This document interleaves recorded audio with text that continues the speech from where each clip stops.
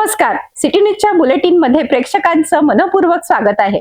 आज दिनांक 21 जुलै 2026 मंगळवार. बातमीपत्राची सुरुवात करूया सुविचार मालेने. संघर्षाशिवाय आयुष्याला अर्थ नाही आणि प्रयत्नाशिवाय यश नाही. आजचा सुविचार आपण बघितलात. आता बघूया आजच्या ठळक बातम्या.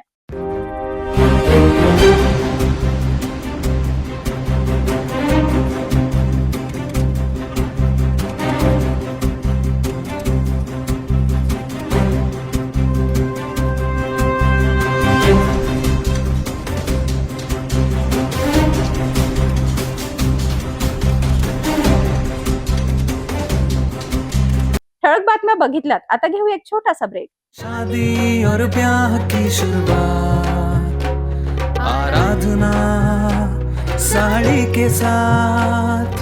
आराधना wholesale shopping mall L2 Bizland complex, Nandgaon Peth, Amravati, Jawahar road, Amravati. Break नंतर बघूया सविस्तर बातम्या. अमरावतीच्या शहरातील स्वच्छता आणि पावसाळी तयारीचा आढावा घेण्यासाठी मनपा आयुक्त डॉक्टर मंगेश गोंदावले यांनी झोन क्रमांक 3 मध्ये धडक पाहणी केली. नाले साफसफाई पासून कचरा व्यवस्थापर्यंत अनेक महत्त्वाच्या कामांची तपासणी करत अधिकाऱ्यांना कडक सूचना देण्यात आल्या आहेत. अमरावती महानगरपालिका आयुक्त डॉक्टर मंगेश गोंदावले यांनी मधुबन लेआउट, साधना कॉलनी, यशोदा नगर चौक, दस्तूर नगर चौक, संजय गांधी नगर आणि फ्रेझरपुरा स्मशानभूमी परिसराची प्रत्यक्ष पाहणी केली. पावसाळ्यात पाणी साचण्याच्या समस्या टाळण्यासाठी नाल्यांची नियमित साफसफाई, गाळ तातडीने उचलणे आणि अडथळे दूर करण्याचे निर्देश त्यांनी अधिकाऱ्यांना दिले. शहरातील स्वच्छता व्यवस्थेचा आढावा घेताना दररोज नियमित कचरा संकलन, सार्वजनिक ठिकाणांची स्वच्छता आणि नागरिकांच्या तक्रारीवर त्वरित कारवाई करण्याचे आदेश देण्यात आले. यावेळी आकाशवाणी केंद्राजवळ आणि लाल बंगला परिसरात प्रस्तावित नव्या कचरा संकलन केंद्रासाठी जागेचीही पाहणी करण्यात आली. शहरातील वाढत्या कचऱ्याचे प्रभावी व्यवस्थापन करण्यासाठी हे केंद्र महत्त्वाचे ठरणार असल्याचे प्रशासनाने सांगितले आहे. स्वच्छता व्यवस्था अधिक सक्षम करण्यासोबतच पावसाळ्यात नागरिकांना दिलासा देण्यासाठी मनपा प्रशासन सज्ज असल्याचा संदेश या पाहणीतून देण्यात आला आहे. आता या निर्देशनाची प्रत्यक्ष अंमलबजावणी कितपत होते याकडे अमरावतीकरांचे लक्ष लागले आहे.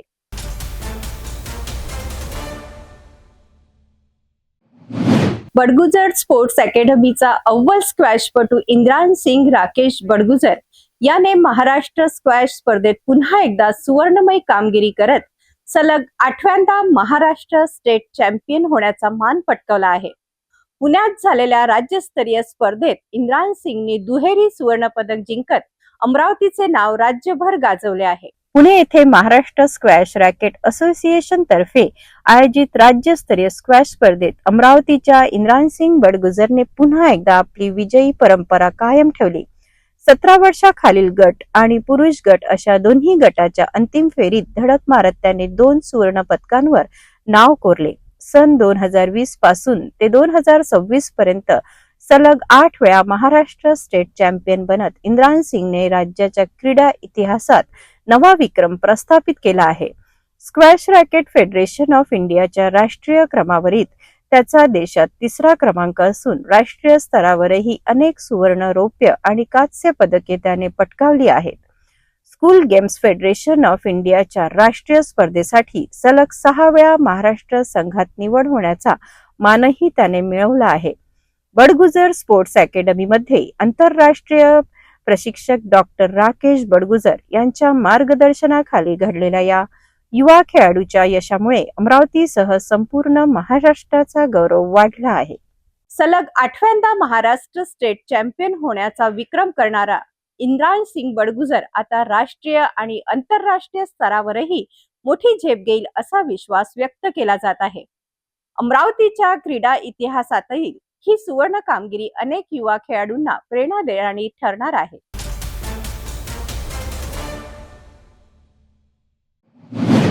अमरावती शहर आज जय जगन्नाथच्या जय घोषाने दुमदुमून गेले आहे. स्कॉन अमरावतीच्या वतीने आयोजित करण्यात आलेल्या भव्य श्री जगन्नाथ यात्रेला हजारो भाविकांनी उत्स्फूर्त प्रतिसाद दिला. टाळ मृदुंगाचा गजर, हरिनाम संकीर्तन, भजन कीर्तन आणि भक्तांच्या उत्साहाने संपूर्ण शहर भक्तिमय वातावरणात न्हाऊन निघाले. पाहूया हा विशेष रिपोर्ट. स्कॉन अमरावतीच्या वतीने आयोजित करण्यात आलेली श्री जगन्नाथ रथयात्रा सोमवारी मोठ्या उत्साहात आणि भक्तिमय वातावरणात पार पडली. डॉक्टर बाबासाहेब आंबेडकर चौकातून रथयात्रेला प्रारंभ झाला. यावेळी मनपा महापौर श्रीचंद तेजवानी यांच्या हस्ते प्रभू जगन्नाथाची पूजा अर्चना करण्यात आली. तसेच 56 भोग अर्पण करून महाआरतीने रथयात्रेचे उद्घाटन करण्यात आले. रथयात्रेदरम्यान हजारो भाविकांनी भगवान जगन्नाथांच्या रथाची दोरी ओढत आपली श्रद्धा व्यक्त केली. टाळ मृदुंगाचा गजर, हरिनाम संकीर्तन, भजन कीर्तन आणि भक्तिमय नृत्यामुळे संपूर्ण परिसरात आध्यात्मिक वातावरण निर्माण झाले होते.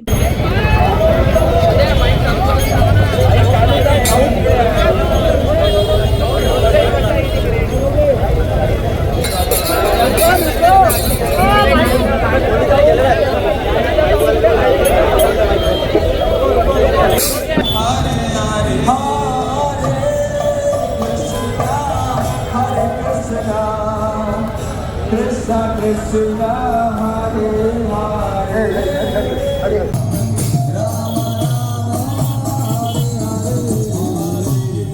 Krishna Hare Krishna Krishna Krishna Hare Hare Hare Rama Rama Rama Hare Hare Hare भाविकांनी मोठ्या भक्तिभावाने प्रभूचे दर्शन घेत प्रसादाचा लाभही घेतला. ही भव्य रथयात्रा डॉक्टर बाबासाहेब आंबेडकर चौकातून इरविन चौक, मालवीय चौक, जयस्तंभ चौक, राजकमल चौक, गांधी चौक आणि अंबादेवी मार्गे राजापेठ येथे पोहोचली. मार्गभर नागरिकांनी पुष्पवृष्टी करून आणि जय जगन्नाथाच्या घोषणांनी रथयात्रेचे स्वागत केले. शहरातील विविध भागातून नागरिकांनी रथयात्रेत सहभाग घेत धार्मिक उत्सवाचा आनंद लुटला. राजापेठ येथे भक्तिमय वातावरणात रथयात्रेची सांगता झाली. श्रद्धा, भक्ती आणि उत्साहाचा संगम ठरलेल्या या रथयात्रेने अमरावतीकरांच्या मनात भक्तीचा अनोखा संदेश दिला आहे. तो आप यहाँ देख रहे हैं इस्कॉन अमरावती के द्वारा आयोजित ये बहुत सुंदर जगन्नाथ बलदेव सुभद्रा रथ यात्रा का आयोजन हो रहा है। तो सारे विश्व में इस्कॉन द्वारा, श्रील प्रभुपाद द्वारा आयोजित ये रथ यात्रा सारे विश्व भर में आज फैल चुकी है। तो साक्षात कृष्ण, बलराम और सुभद्रा इनको लेकर भक्त वृंदावन लेकर जा रहे, ऐसा भाव है। जब पांडवों कुरुक्षेत्र का जब युद्ध हुआ उसके बाद पांडव सभी को तर्पण देने के लिए जब कुरुक्षेत्र गए तो वहां सभी ब्रजवासी राधा रानी के साथ आए थे और कृष्ण, बलराम, सुभद्रा को वो रथ पर बैठकर वृंदावन लेकर जा रहे, इस भावना से रथ यात्रा होती है। और साथ में सुभद्रा माता ने भी एक बार रथ यात्रा मुझे रथ में लेकर चलो ऐसी इच्छा प्रकट की थी, इसलिए भी रथ यात्रा होती है। और यहाँ पर पद्म पुराण, स्कंद पुराण में बहुत सारी महिमा है कि जो भी इस रथ यात्रा में भाग लेता है वो इसी जीवन के बाद वो वैकुंठ धाम की प्राप्ति करता है, सभी पापों से मुक्त हो जाता है। तो ये जगत के नाथ है, तो इनका आश्रय लेकर हम सुखी बन सकते हैं। हमारे वास्तविक पिता जगन्नाथ जी ये साक्षात कृष्ण, बलराम, सुभद्रा ही है। तो आप भी इनका आश्रय लेकर इस रथ यात्रा में भाग लेकर आप सुखी बनिए। धन्यवाद। हरे कृष्णा। श्री जगन्नाथ रथयात्रेच्या माध्यमातून अमरावतीत भक्ती आणि संस्कृतीचा सुंदर संगम पाहायला मिळाला. हजारो भाविकांच्या उपस्थितीने ही रथयात्रा अधिक भव्य आणि संस्मरणीय ठरली.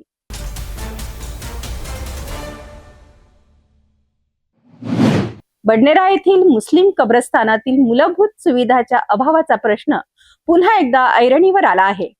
दफनविधीसाठी येणाऱ्या नागरिकांना अंधाराचा सामना करावा लागत असल्याचा आरोप करत राजवीर जनहित संघटनेने थेट महापालिका आयुक्तांचे घेराव आंदोलन केले. कब्रस्तानात हायमास्ट, लाईट, विद्युत पोल आणि पाण्याची व्यवस्था तातडीने करण्यात यावी अशी मागणी करण्यात आली आहे. अन्यथा आयुक्तांच्या दालनात तीव्र आंदोलन छेडण्याचा इशाराही संघटनेने दिला आहे. पाहूया हा सविस्तर रिपोर्ट. अमरावतीच्या बडनेरा परिसरातील जुनी वस्ती मुस्लिम कब्रस्तानातील विविध समस्यांकडे लक्ष वेधण्यासाठी राजवीर जनहित संघटनेने महापालिका प्रशासनाविरोधात आक्रमक भूमिका घेतली आहे.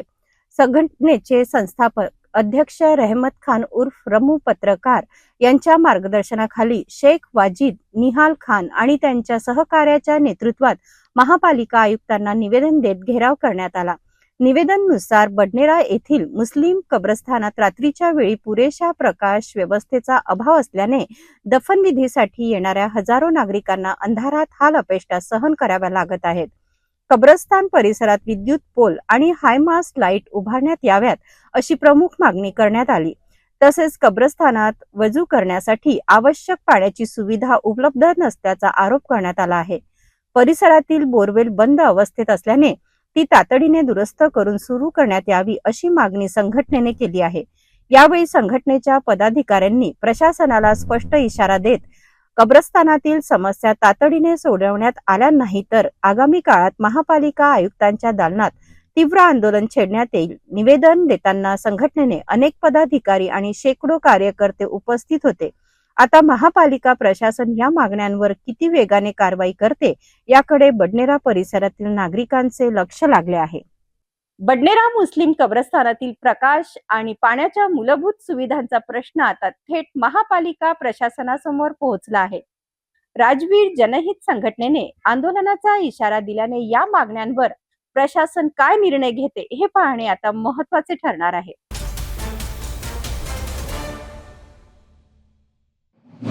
परतवाड्यातून एक धक्कादायक घटना समोर आली आहे.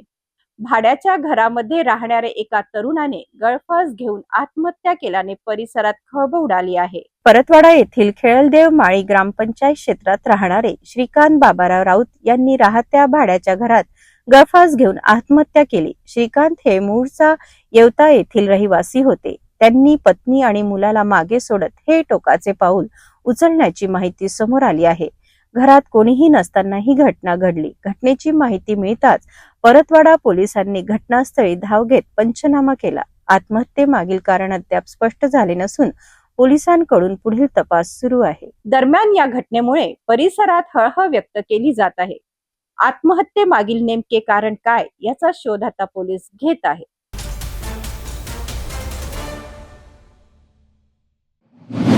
अमरावती जिल्ह्यातील धारणी शहरात पुन्हा एकदा चोरट्यांनी धुमाकूळ घातला आहे.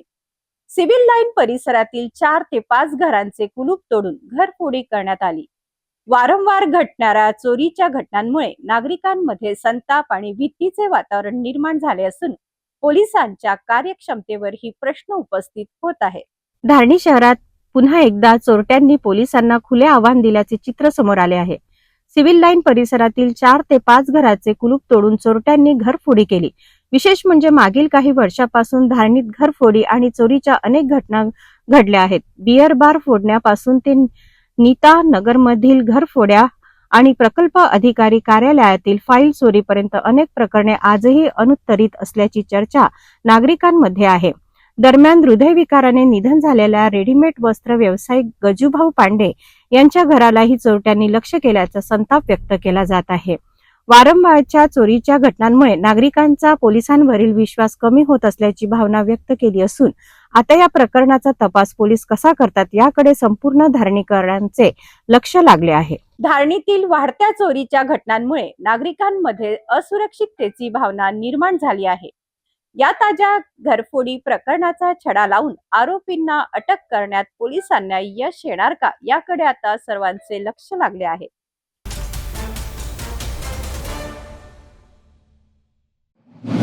धामणगाव रेल्वे शहर आज भक्तिमय वातावरणात न्हाऊन निघाले. जैन धर्मीयांच्या पवित्र चातुर्मास अर्थात वर्षावास 2026 पर्वाची भव्य सुरुवात झाली असून गुरुवर्य प्रशांत मना प्रियंकरा श्रीजी महाराज यांच्या आगमनाचे संपूर्ण शहरात धार्मिक उत्साहाचे वातावरण निर्माण झाले आहे. मंगल कलश यात्रा, भजनाचा गजर आणि हजारो भाविकांच्या उपस्थित हा सोहळा पार पडला आहे. पाहूया हा विशेष रिपोर्ट. धामणगाव रेल्वे येथे जैन समाजाच्या वतीने वर्षवास 2026 पर्वाचे उत्साहपूर्ण वातावरणात स्वागत करण्यात आले. महत्तम मनोहर शिष्य प्रतिनिधी प्रशांत मना आणि वनप्रियंकर श्रीजी महाराज आदी ठाणा 6 यांच्या शहरात आगमनानंतर जैन समाज बांधवांनी त्यांचे पारंपरिक पद्धतीने भव्य स्वागत केले. या निमित्ताने शहरातून मंगल कलश यात्रेचे आयोजन करण्यात आले. महिला, युवक, ज्येष्ठ नागरिक आणि बालकांनी मोठ्या संख्येने यात्रेत सहभाग घेतला. ढोल ताशांचा गजर, पारंपरिक वेशभूषा आणि भक्तिमय जयघोष यामुळे संपूर्ण वातावरण अध्यात्मय झाले होते. यात्रेच्या प्रारंभापासून तर शेवटपर्यंत भजन गायक आशिष जैन यांनी स्वागत गीत आणि भक्तिमय भजनांद्वारे उपस्थित भाविकांचे लक्ष वेधून घेतले. ओ गुरु आपकी कृपा से सब काम हो रहा है. गुरु आपकी कृपा से सब काम हो रहा है। गुरु आपकी कृपा से सब काम हो रहा है। गुरु आपकी कृपा से सब काम हो रहा है।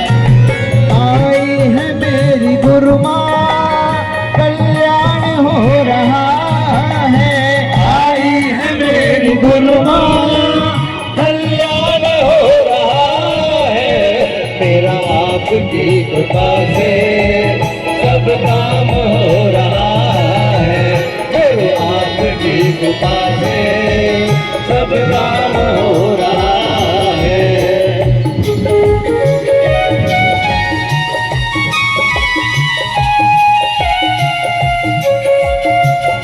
तुम साथ हो गुरु माँ, किस चीज की कमी है।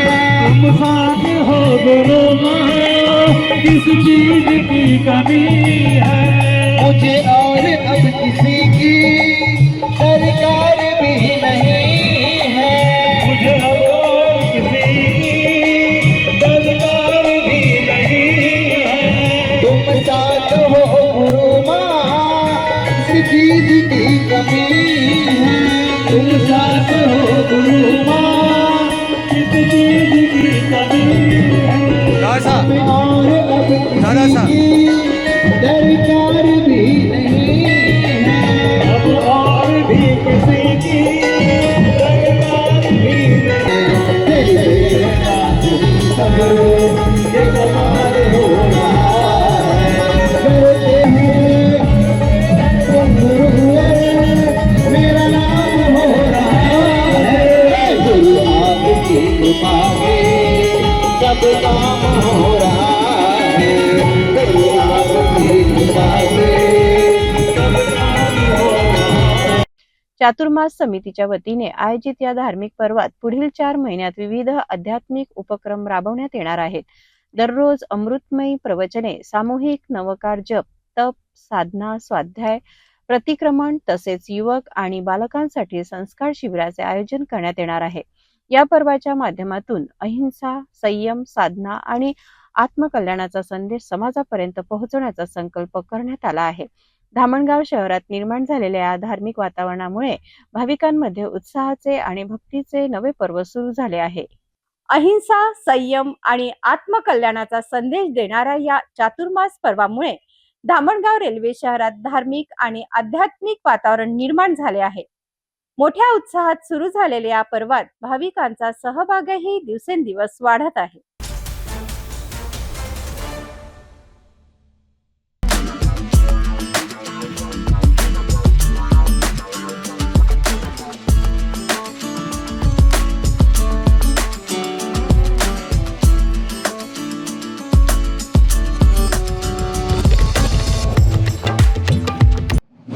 नागपूरच्या एलईडी चौकात आज भीषण अपघात घडला असून एका ज्येष्ठ नागरिकाचा दुर्दैवी मृत्यू झाला आहे. एसटी बस आणि दूधवाहू टाटा इंद्रा वाहनाच्या धडकेनंतर वाहन थेट चौकात उभ्या असलेल्या नागरिकांवर कोसळल्याने एकच खळबळ उडाली. रामनगर कडून अभ्यंकर नगरच्या दिशेने जाणाऱ्या दूधवाहू टाटा इंट्रा वाहनाला शंकरनगर चौकाकडून अंबाझरी टी पॉइंट कडे जाणाऱ्या एसटी महामंडळाच्या बसने जोरदार धडक दिली. धडकेची तीव्रता इतकी होती की टाटा इंट्रा वाहन नियंत्रण सुटून रस्त्याच्या कडेला उभ्या असलेल्या नागरिकांवर जाऊन कोसळली. या भीषण अपघातात कॉर्पोरेशन कॉलनी येथील 65 वर्षीय सुनील आनंदराव जाधव यांचा मृत्यू झाला, तर सुनील गुर्दे, शैलेंद्र किनगावकर आणि वाहन चालक अभिषेक जगणे हे जखमी झाले आहेत. जखमींवर उपचार सुरू असून अपघाताची चौकशी सुरू करण्यात आली आहे. एलईडी चौकातील या भीषण अपघातामुळे वाहतूक सुरक्षिततेचा प्रश्न पुन्हा एकदा ऐरणीवर आला आहे. या प्रकरणाचा पुढील तपास सुरू असून अधिक अपडेटसाठी पाहत रहा सिटी न्यूज.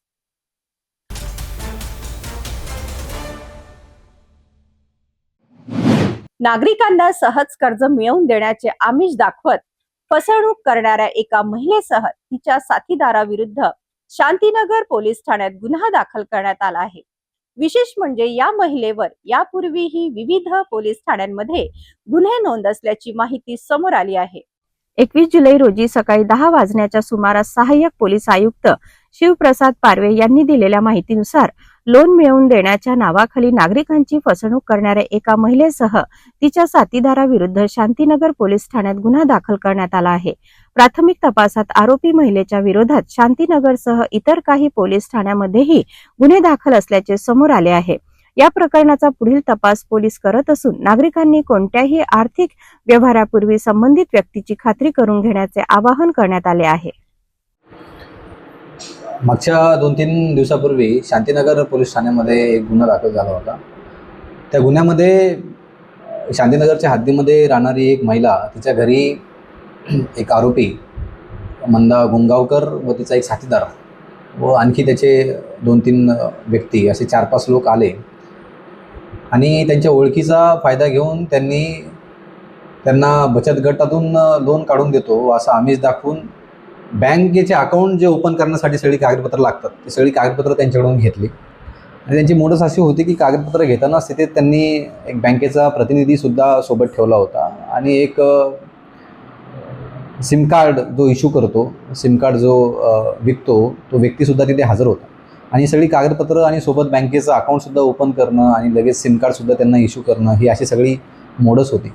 पण त्यानंतर त्या फिर्यादीला काही दिवसानंतर तिच्या पत्त्यावर जेव्हा डेबिट कार्ड आलं आणि सिम कार्डसुद्धा आलं तर तेव्हा तिच्या अकाउंटमध्ये, त्या बँकेतल्या अकाउंटमध्ये तिनं जेव्हा चौकशी केली किंवा पाहणी केली तर त्या अकाउंटमध्ये तिच्याशी काही संबंधही नाही अशा व्यक्तींनी जवळपास एक 17 ते 18 लाख रुपयाचा आर्थिक व्यवहार केल्याचं निष्पन्न झालं आणि त्यामुळे आम्ही ती फिर्याद दाखल करून घेतली.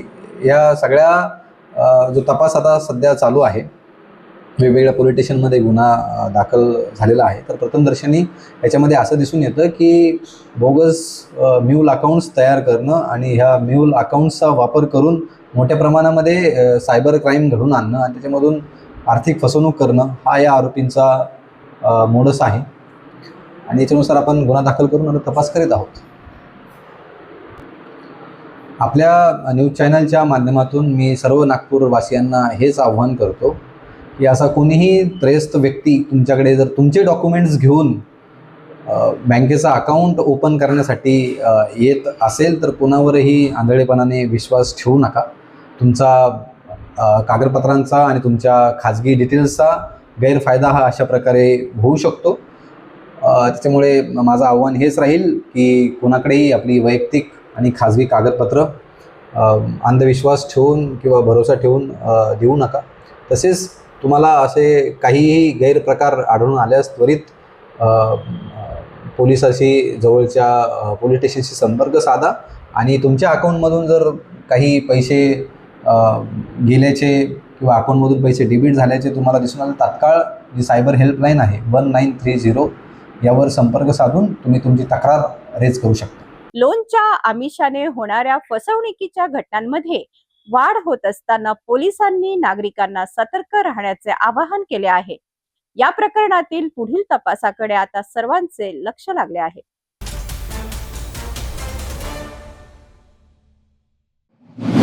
नागपुरात गोळीबार करणाऱ्या आरोपींवर पोलिसांचा मोठा दणका बसला आहे. पाचपावली पोलीस स्टेशन हद्दीत घडलेल्या सनसनाटी गोळीबार प्रकरणाचा पोलिसांनी अवघ्या काही तासात पर्दाफाश करत मुख्य आरोपींना अटक केली आहे. एवढेच नाही तर आरोपींची गोळीबार झालेल्या परिसरात धिंड काढून पोलिसांनी गुन्हेगारांना थेट इशारा दिला आहे. पाहूया हा विशेष रिपोर्ट. नागपूर शहरातील पाचपावली पोलीस स्टेशन हद्दीत घडलेल्या गोळीबाराच्या घटनेने परिसरात भीतीचे वातावरण निर्माण झाले होते. घटनेची माहिती मिळताच पाचपावली पोलिसांनी तातडीने तपासाची चक्रे फिरवली आणि विविध तांत्रिक पुरावे तसेच गुप्त माहितीच्या आधारे मुख्य आरोपीचा शोध घेतला. अल्पावधीतच पोलिसांनी या प्रकरणातील आरोपींना ताब्यात घेत गुन्ह्याचा यशस्वी पर्दाफाश केला. तपास दरम्यान आरोपी विरोधात महत्वाचे पुरावे समोर आल्यानंतर त्यांना अटक करण्यात आली. यानंतर पोलिसांनी कठोर भूमिका घेत सर्व आरोपीची ज्या परिसरात गोळीबार झाला होता त्याच ठिकाणी धिंड काढली. या कारवाई दरम्यान मोठा पोलीस बंदोबस्त तैनात करण्यात आला होता. आरोपींना पाहण्यासाठी नागरिकांनी मोठी गर्दी केली होती. पोलिसांच्या या धडक कारवाईमुळे गुन्हेगारी प्रवृत्तीच्या व्यक्तींमध्ये भीतीचे वातावरण निर्माण झाले असून कायदा हातात घेणाऱ्या विरोधात कठोर कारवाई केली जाईल असा स्पष्ट संदेश देण्यात आला आहे. नागरिकांनीही पोलिसांच्या या भूमिकेचे स्वागत करत गुन्हेगारी विरोधातील लढ्याला पाठिंबा दर्शवला आहे.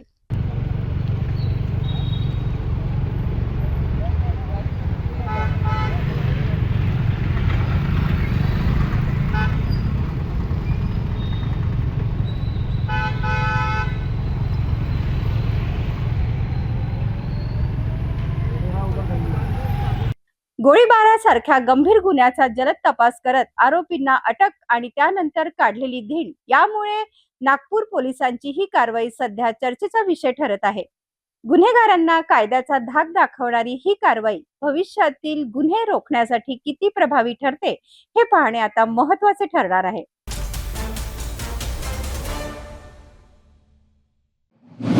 नागपुरात ऑटो चालक मोहम्मद काशिद यांच्या हत्येप्रकरणी पोलिसांनी अवघ्या काही दिवसात मोठा खुलासा केला आहे. लूटमारीला विरोध केल्यामुळे झालेल्या या निर्गुण हत्येमागील सर्व 7 आरोपींना अटक करण्यात आली असून मानकापूर पोलिसांनी आरोपीची धिंड काढत कायद्याचा धाक दाखवला आहे. नागपूरच्या गोरेवाडा पिटेसूर रोड परिसरात ऑटो चालक मोहम्मद काशिद यांची लूटमार करताना विरोध केल्यामुळे दुचाकीस्वार गुन्हेगारांनी हत्या केली होती. या घटनेमुळे संपूर्ण शहरात संतापाची लाट उसळली होती. घटनेचे गांभीर्य लक्षात घेत मानकापूर पोलिसांनी तातडीने तपास सुरू केला आणि अवघ्या काही दिवसात सर्व 7 आरोपींना जेरबंद करण्यात यश मिळवले. अटक करण्यात आलेल्या आरोपींमध्ये यश उर्फ गावंडे, नवीन उईके, समीर उर्फ पाजी उईके, सुलभ उर्फ राजा ठाकूर, संजय उर्फ निलेश जोगी, रोहित जगदाले आणि एका अल्पवयीन मुलाचा समावेश आहे. पोलिसांनी आरोपींना घटनास्थळी नेऊन गुन्ह्याची पुनर्रचना केली. त्यानंतर परिसरातील वस्तीतून आरोपीची पैदल धिंड काढण्यात आली. या कारवाईतून कायद्याची भीती गुन्हेगाराच्या मनात निर्माण व्हावी आणि कोणताही गुन्हेगार पोलिसाच्या तावडीतून सुटणार नाही असा स्पष्ट संदेश देण्यात आला आहे. ऑटो चालकाच्या हत्येनंतर पोलिसांनी दाखवलेली ही तत्परता आणि आरोपीवर केलेली कठोर कारवाई चर्चेचा विषय ठरत आहे. गुन्हेगारांना कायद्याचा धाक दाखवत नागपूर पोलिसांनी स्पष्ट संदेश दिला आहे की गुन्हा केला तर शिक्षा अटळ आहे.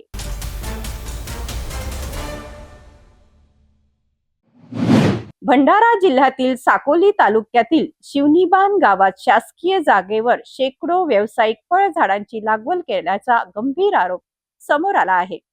थेट निवासी वस्तीत करण्यात आलेल्या या लागवडीमुळे भविष्यात अतिक्रमणाचा धोका निर्माण होऊ शकतो असा दावा स्थानिक नागरिकांनी केला आहे. या प्रकरणी गटविकास अधिकारी आणि पंचायत समितीकडे लेखी तक्रार दाखल करण्यात आली असून आता चौकशी आणि कारवाईची मागणी जोर धरत आहे.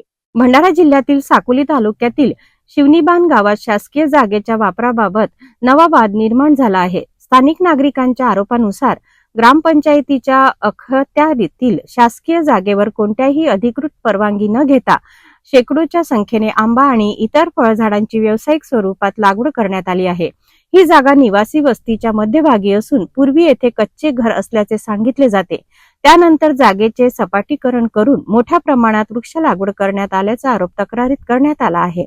स्थानिक नागरिकांनी या प्रकरणाची सखोल चौकशी करण्याची मागणी केली असून भविष्यात शासकीय जागेवर कायमस्वरूपी अतिक्रमण होण्याची शक्यता व्यक्त केली आहे. या प्रकरणी गटविकास अधिकारी आणि पंचायत समिती साकोली यांच्याकडे लेखी प्रकार सादर करण्यात आली असून नियमबाह्य बाबी आढळल्यास संबंधितांवर कायदेशीर कारवाई करण्याची मागणी करण्यात आली आहे. आता प्रशासन या प्रकरणात कोणती भूमिका घेते आणि चौकशीत नेमके काय निष्पन्न होते याकडे संपूर्ण परिसराचे लक्ष लागले आहे. आपण आता भंडारा जिल्ह्याच्या साकोली तालुक्यातील शिवनीबान येथे आहोत आणि शिवनीबान येथे असताना आपण एका वस्तीमध्ये आहोत आणि वस्तीमध्ये जर तुम्ही बघितलं तर अशा ठिकाणी मोठ्या प्रमाणात जी आहे हे अवैधरित्या बेकायदेशीरपणे वृक्षांची लागवड केलेली आहे. बघू शकता तुम्ही.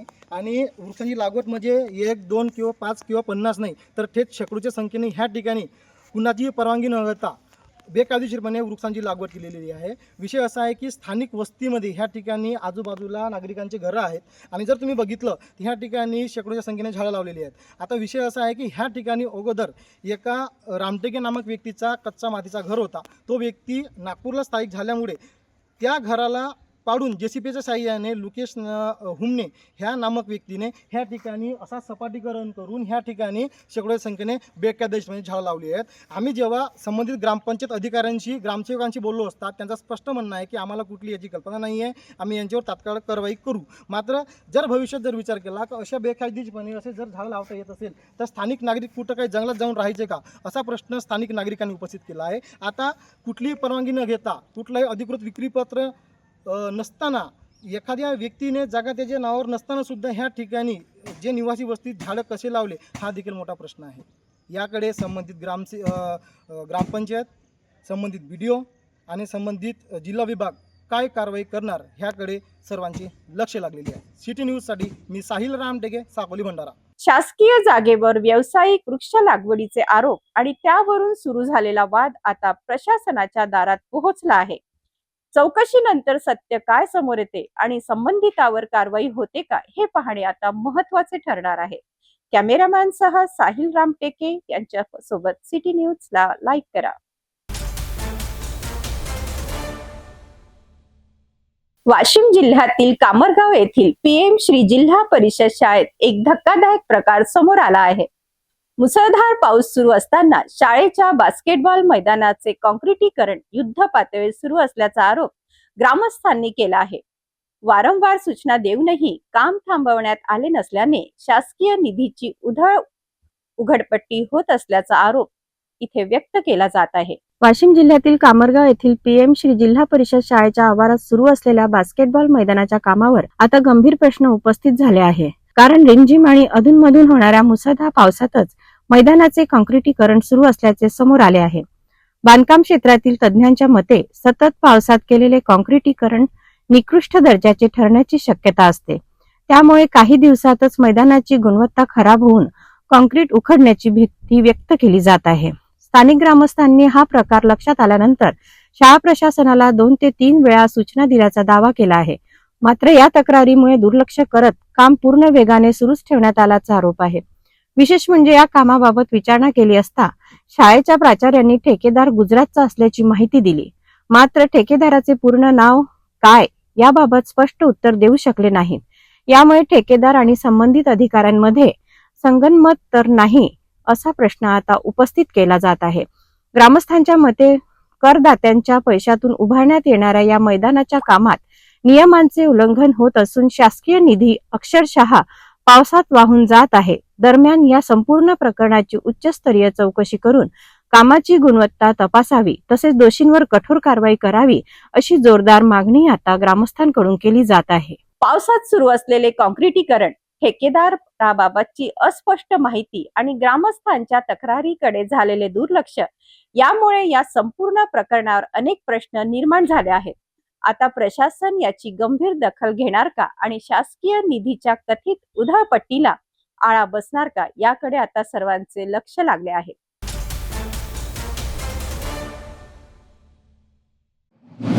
रायगड जिल्ह्यातील खोपोली शहरातून एक धक्कादायक आणि संतापजनक घटना समोर आली आहे. पेशवेकालीन ऐतिहासिक शिव मंदिरात अज्ञात चोरट्यांनी थेट शिवलिंगावर स्थापित असलेला तब्बल 12 किलो वजनाचा चांदीचा मुकुट चोरून नेला आहे. सुमारे 50 लाख रुपये किमतीच्या या मुकुट चोरीमुळे संपूर्ण परिसरात खळबळ उडाली असून श्रद्धाळूंमध्ये संतापाची लाट उसळली आहे. विशेष म्हणजे मंदिरात CCTV व्यवस्था असतानाही चोरट्यांनी ही धाडसी चोरी केली. पाहूया हा सविस्तर रिपोर्ट. रायगड जिल्ह्यातील खोपोली शहरातील ऐतिहासिक आणि पेशवेकालीन शिव मंदिरात अज्ञात चोरट्यांनी मोठी चोरी घडवून आणली आहे. मंदिरातील शिवलिंगावर स्थापित असलेला सुमारे 12 किलो वजनाचा चांदीचा मुकुट चोरट्यांनी लंपास केला. या मुकुटाची किंमत जवळपास 50 लाख रुपये असल्याचे सांगितले जात आहे. या चोरीची माहिती समोर येताच मंदिर प्रशासन आणि भाविकांमध्ये एकच खळबळ उडाली. सकाळी मंदिर उघडल्यानंतर मुकुट गायब असल्याचे लक्षात आले आणि तात्काळ पोलिसांना माहिती देण्यात आली. विशेष म्हणजे मंदिर परिसरात CCTV कॅमेरे बसवण्यात आले आहेत. मात्र तरीही चोरट्यांनी ही धाडसी चोरी कशी केली याबाबत अनेक प्रश्न उपस्थित होत आहेत. घटनेनंतर श्रद्धाळूंमध्ये तीव्र नाराजी व्यक्त केली जात असून मंदिराच्या सुरक्षेवरही प्रश्नचिन्ह निर्माण झाले आहेत. या प्रकरणी खोपोली पोलीस ठाण्यात गुन्हा दाखल करण्यात आला आहे. वरिष्ठ पोलीस निरीक्षक सचिन हिरे यांच्या मार्गदर्शनाखाली विशेष तपास पथकाची नियुक्ती करण्यात आली आहे. पोलिसांकडून सीसीटीव्ही फुटेजची तपासणी सुरू असून तांत्रिक पुरावे आणि इतर धागेदोरे गोळा करण्यात येत आहेत. आरोपीचा शोध घेण्यासाठी विविध पथके कार्यरत आहेत. चोरी मागील नेमका उद्देश काय, आरोपी कोण आहेत आणि चोरी गेलेला चांदीचा मुकुट कुठे आहे याचा शोध घेण्यासाठी पोलीस युद्ध पातळीवर तपास करीत आहेत. खोपोलीतील या ऐतिहासिक शिव मंदिरातील चोरीने केवळ भाविकांच्याच भावना दुखावल्या नाही तर मंदिर सुरक्षेचाही गंभीर प्रश्न ऐरणीवर आला आहे. आता या बहुचर्चित चोरीचा उलगडा कधी होतो आणि 50 लाखांचा चांदीचा मुकुट परत मिळतो का याकडे आता सर्वांचे लक्ष लागले आहे.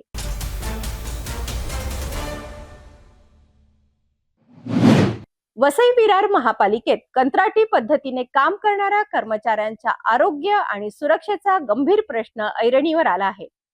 पावसाळ्यात पूरस्थिती जीव धोक्यात घालून काम करणाऱ्या कर्मचाऱ्यांना मूलभूत आरोग्य सुविधा आणि मेडिक्लेम मिळत नसल्याचा आरोप करत श्रमजीवी संघटनेने महापालिकेवर जोरदार आंदोलन छेडले आहे.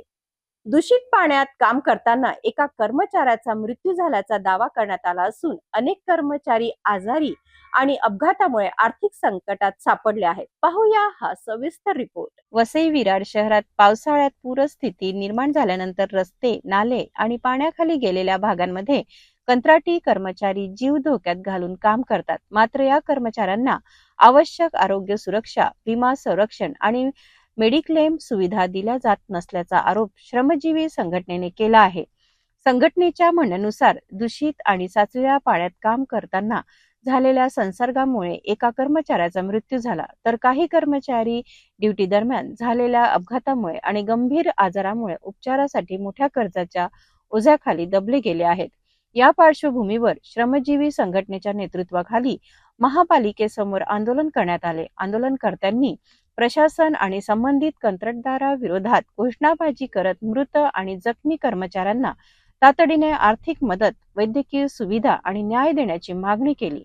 कंत्राटी कर्मचाऱ्यांच्या सुरक्षिततेसाठी ठोस धोरण राबवावे, सर्व कर्मचाऱ्यांना मेडिक्लेम आणि आरोग्य संरक्षण द्यावे तसेच उपचाराचा संपूर्ण खर्च प्रशासनाने उचलावा अशी मागणी आंदोलनकर्त्यांनी केली आहे.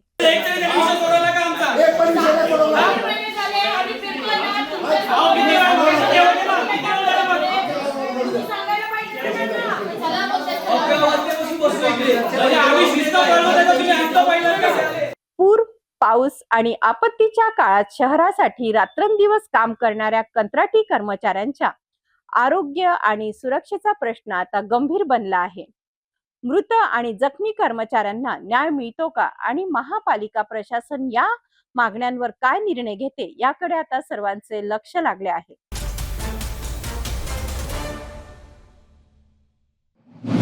डोंबिवलीत एका धक्कादायक आणि अंगावर शहारे आणणारी घटना समोर आली आहे. एका महिलेने आपल्या प्रियकराची निर्घृण हत्या करून त्याचा मृतदेह पोत्यात भरून बाथरूम मध्ये लपवून ठेवला. एवढेच नाही तर पुरावे नष्ट करण्यासाठी पाण्याचा नळ सतत सुरू ठेवून ती थेट कोलकात्याला फरार झाली. मात्र एका व्हॉइस मेसेजमुळे या खुनाचे गूढ उलगडले आहे आणि संपूर्ण कल्याण डोंबिवली परिसरात खळबळ उडाली आहे. पाहूया हा विशेष रिपोर्ट. डोंबिवलीच्या मानपाडा पोलीस ठाण्याच्या हद्दीतील मलंग रोडवरील नीलकंठ सोसायटीमध्ये ही थरारक घटना उघडकीस आली आहे. मिळालेल्या माहितीनुसार एका महिलेने आपल्या प्रियकराची धारदार शस्त्राने हत्या केली. त्यानंतर मृतदेह पोत्यात भरून बाथरूम मध्ये ठेवला आणि पुरावे नष्ट करण्याच्या उद्देशाने पाण्याचा नळ सुरू ठेवला. गेल्या 2.5 महिन्यापासून फ्लॅटमधून सतत पाणी बाहेर येत असल्याची तक्रार सोसायटीतील रहिवासी करत होते. त्यामुळे घरमालक अजय पाटील यांनी भाडेकरू महिलेशी संपर्क साधण्याचा प्रयत्न केला, मात्र तिच्याकडून कोणताही प्रतिसाद मिळाला नाही. याच दरम्यान घरमालकाला महिलेचा एक व्हॉइस मेसेज प्राप्त झाला. या मेसेजमध्ये तिने प्रियकराची हत्या केल्याची कबुली दिल्याचे सांगितले जात आहे. तसेच बाथरूम मध्ये पडलेल्या मृतदेहाची विल्हेवाट लावण्याची विनंतीही केल्याची माहिती समोर आली आहे. तर 4 दिवसापूर्वी मला सोसायटीवरून फोन आला की रूमच्या बाहेर पाणी येतं. तर मी त्याला फोन केलेला की आपके घर से पानी आ रहा है, आपके वाइफ को बोलो बंद करने के लिए. तर त्यांनी मला मी त्याला सांगितलं. त्याने बोलतो दादा की आहे. तर मला वापस सोसायटीवरून फोन यायला लागले. तर मी त्याला बोललो की बाबा नाही पाणी बंद किया, आप वापस फोन करिए. तर नंतर दुसऱ्या 19 तारखेला त्यांनी डायरेक्ट मोबाईलच बंद केला. तर मला 19 तारखेला संध्याकाळी 6 वाजता डायरेक्ट व्हॉइस रेकॉर्डिंग आल्या की बाबा तुमच्या रूममध्ये असं मी केलेलं आहे, तुम्ही जाऊन त्या बॉडीची विल्हेवाट लावा. तर मला असं कळताच माझ्या पायाची जमीन हल्ली आणि मी डायरेक्ट पोलीस स्टेशनला धाव घेतली. मग जे कृत्य झालेलं ते सर्व सरांना सांगितलं. कोणी व्हॉइस रेकॉर्ड पाठवलं? ते त्या हमीदुल्ला इस्लाम आहे ना, त्याच्या वाईफने नफिसा नाव आहे. तुम्ही 2 दिवस जे बोलले होते ते नेमकं कोणाच केलं? त्याच्याशी बोलवतो मी नवऱ्याशी. किती तारखेपर्यंत होती? 18 तारखेला 19 तारखेला त्याच्याशी बोलणं झालं माझं. मेसेज मिळताच घरमालकाने मानापाडा पोलिसाकडे धाव घेतली. पोलिसांनी तत्काळ घटनास्थळी पोहोचून फ्लॅटचा दरवाजा उघडला. बाथरूममध्ये एका पोत्यामध्ये पुरुषाचा मृतदेह आढळून आला. प्राथमिक तपासात मृताच्या डोक्यावर धारदार शस्त्राने अनेक वार करण्यात आल्याचे स्पष्ट झाले. रक्ताचे डाग आणि इतर पुरावे नष्ट करण्यासाठीच पाण्याचा नळ सतत सुरू ठेवण्यात आल्याचा पोलिसांनी संशय आहे. घटनेनंतर आरोपी महिला कोलकात्याला फरार झाल्याचे तपासात समोर आले आहे. तिच्या अटकेसाठी पोलिसांची 3 विशेष पथके रवाना करण्यात आली आहेत. दरम्यान या खुनामागील नेमके कारण अद्याप स्पष्ट झालेले नसून प्रेमसंबंध, वैयक्तिक वाद आणि इतर सर्व शक्यतांवरून पोलीस तपास करत आहेत. या थरारक घटनामुळे डोंबिवली आणि कल्याण परिसरात एकच खळबळ उडाली आहे. या ठिकाणी जिथं आपण या ठिकाणी स्पॉटवर उभा आहोत, या ठिकाणी एक पहिल्या माळ्यावर एका रूममध्ये हसीबा अहमदुल्ला इस्लाम नावाच्या महिलेने तिच्या प्रियकराची हत्या केलेली आहे. 5-6 दिवस झालेले आहे घटनेला. बिल्डिंगमधील लोकांना घाण वास येत असल्याने त्यांनी पोलिसांना इन्फॉर्म केलं आणि त्यानंतर ती काही डेड बॉडी पुरुषाची ती गुन्ह्यामध्ये आढळून आलेली आहे. पोस्टमॉर्टम करण्यात आलेलं आहे आणि त्या आरोपीचा शोध चालू आहे. तुकडे वगैरे केलेले सांगितले जातात आणि दुसरी गोष्ट घर मालकाला देखील तुम्ही व्हॉइस रेकॉर्डिंग करून सांगितलेलं की आम्ही असं बरोबर. तिने त्यांच्या घरमालकांना व्हॉइस रेकॉर्ड पाठवलेला आहे की माझ्याकडून असं गोष्ट कृत्य झालेलं आहे आणि तिने सांगितल्यामुळे घरमालकांनी येऊन घरी बघितलं असता घरातल्या बाथरूममध्ये गोणीमध्ये मृतदेह मिळून आलेला आहे आणि तो आता उत्तरीय तपासणीसाठी पाठवलेला आहे. पोस्टमॉर्टम झालेलं आहे. प्रेम संबंधातून घडलेला हा खून आहे की यामागे आणखीन काही मोठे रहस्य दडले आहे याचा उलगडा पोलीस तपासानंतरच होणार आहे. मात्र एका व्हॉइस मेसेजमुळे उघड झालेल्या या धक्कादायक हत्याकांडाने संपूर्ण राज्याचे लक्ष वेधून घेतले आहे.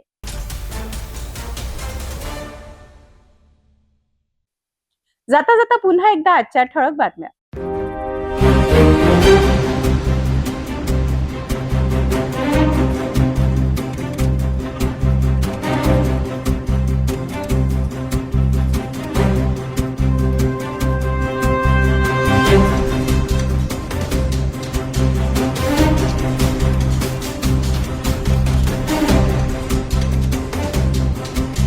आता सिटी न्यूज चॅनल आपल्या टीव्हीवर सुद्धा बघू शकता. अमरावती जिल्ह्यानंतर विदर्भ आणि महाराष्ट्राचे दर्शक घर बसल्या आपल्या केबल टीव्हीवर सिटी न्यूजच्या बातम्या पाहू शकतील. जर आपल्या टीव्हीवर सिटी न्यूज चॅनल दिसत नसेल तर आपण आपल्या केबल ऑपरेटरशी संपर्क साधावा. आपण सिटी न्यूज केबलच्या व्यतिरिक्त YouTube, फेसबुक, इंस्टाग्राम आणि ट्विटरवर सुद्धा बघू शकता. याकरिता सोशल मीडिया अकाउंट सबस्क्राईब करा, फॉलो करा, लाईक करा आणि YouTube अकाउंट सबस्क्राईब करण्याकरिता सबस्क्राईब बटनला क्लिक करा आणि बेल आयकॉन दाबायला विसरू नका, कारण सर्वात आधी समाचार आपल्यापर्यंत पोहोचणार आहेत.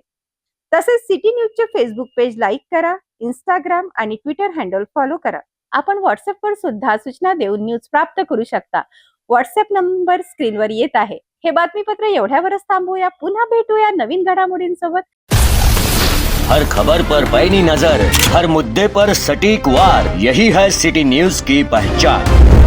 जहाँ सच्चाई की आवाज दबाई जाती है वहाँ सिटी न्यूज उठाता है सवाल. हर स्क्रीन पर, हर प्लेटफॉर्म पर हमारी मौजूदगी बोलती है. सिटी न्यूज हमेशा सच के साथ.